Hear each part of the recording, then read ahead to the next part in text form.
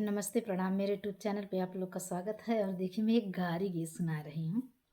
बहुत सुंदर गारी गीत, इसमें लगन भी शुरू हो गया है।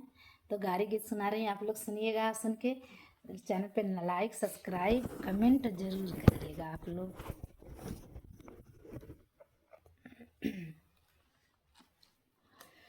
गोरी गोरी माइया के गोरा बेटा हुआ हो। गोरी गोरी माइया के गोरा बेटा हुआ।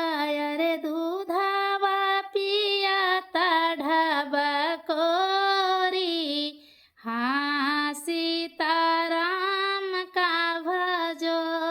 हाँ जी दूधावा पिया ढाबा कोरी। हाँ सीताराम का भजो। दूधवा पियाई बेटा बात कर तू है हो। दूधवा पियाता बेटा बात कर तू है। अरे दे तू माई माऊरा गुछाई। हाँ सीताराम का भजो। हाँ जी दे तू माई माऊरा गुछाई। हाँ सीताराम का भजो। लागे मोरे बेटा जेठाबाई सखवा हो।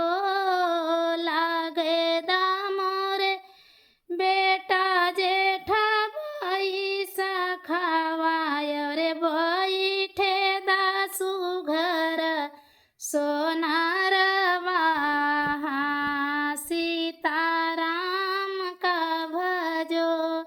हाँ जी बैठे दासु घर सोनारवा। हाँ सीताराम का भजो।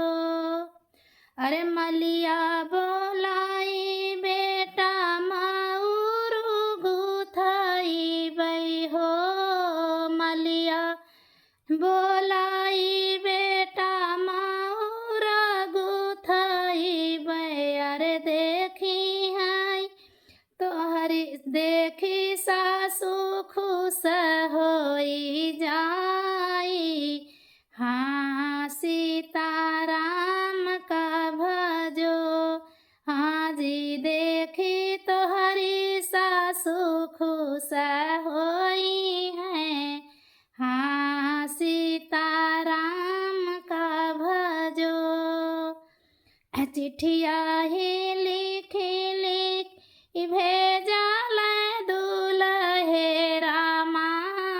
फोटू चिट्ठिया लिखी लिखी भेजल दुलहे रामा।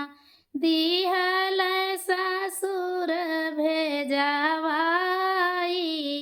हाँ सीताराम का भजो। हाँ जी दिहल ससुर माँ भेजवाई। हाँ सीताराम से भजो।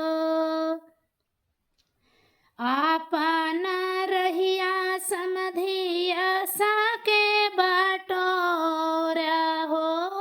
आपन रहिया समधिया सके बटोरा।